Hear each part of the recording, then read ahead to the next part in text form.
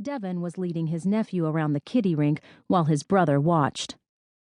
"His mother hates me," Tessa mumbled. "She gives me nasty looks every time I get near him." "Daddy's the same way about us," Sara reminded her. Devin noticed them staring and waved.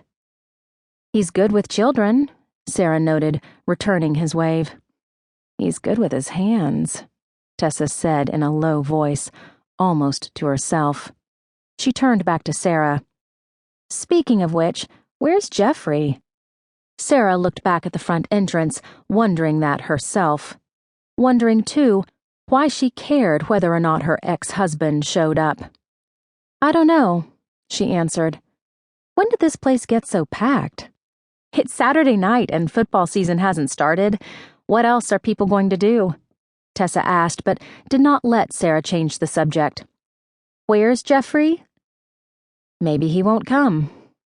Tessa smiled in a way that let Sara know she was holding back a snide comment.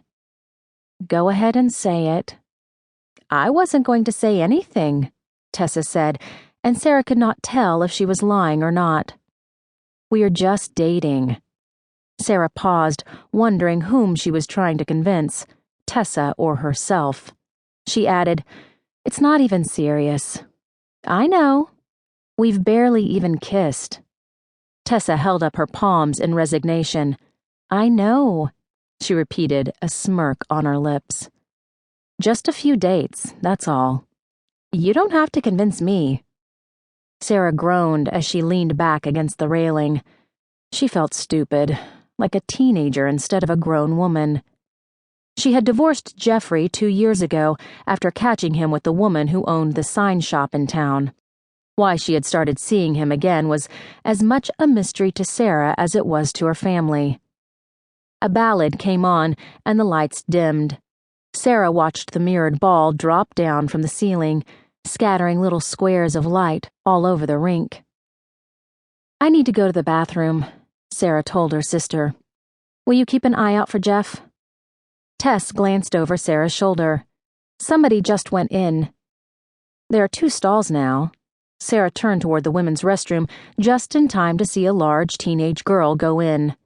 Sara recognized the girl as Jenny Weaver, one of her patients. She waved, but the girl didn't see her. Tessa muttered, "Hope you can wait." Sara frowned, watching another teenage girl she did not recognize follow Jenny into the restroom. At this rate, Sara would go into renal failure before Jeffrey arrived. Tessa tilted her head toward the front door. "Speaking of tall, dark, and handsome..." Sara felt a foolish smile come to her lips as she watched Jeffrey make his way toward the rink. He was still dressed for work in a charcoal gray suit with a burgundy tie. As chief of police for Grant County, he knew most of the people in the room. He glanced around, looking for Sara, she supposed, stopping here and there to shake hands. She refused to do anything that would get his attention as he walked through the crowd. At this point in their relationship, Sara was content to let Jeffrey do all of the work. Sara had met Jeffrey on one of her earlier cases as town coroner. She had taken the helm of the medical examiner's office as a way to earn extra money to buy out her retiring partner at the Heartsdale Children's Clinic. Even though she had paid off Dr. Barney years ago, Sara still kept the job. She liked the challenge of pathology. 12 years ago, Sara had done her residency in the emergency room of Atlanta's Grady Hospital. Going from such a fast-paced, life-and-death job to tummy aches and sinus infections at the clinic had been a shock to her system. The coroner's job was a challenge that helped keep her mind sharp. Jeffrey finally caught sight of her.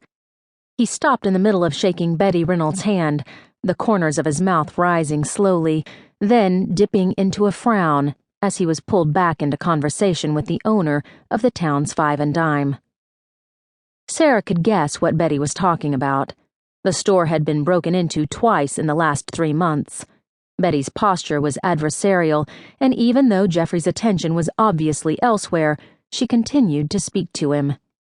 Finally, Jeffrey nodded, giving Betty a pat on the back as he shook her hand, probably making an appointment to talk with her tomorrow. He extricated